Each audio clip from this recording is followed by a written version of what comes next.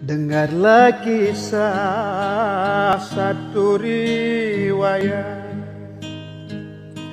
Kisah terjadi, hai Aceh, di negeri Aceh.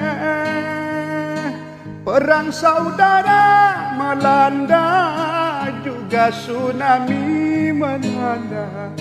Sedih dan pilu terasa menusuk jiwa. Yatim piatu menangis terseduh-seduh, rindu bertemu bersama orang tercinta.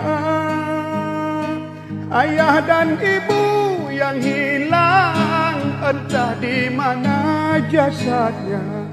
Seluruh dunia bersedih, Aceh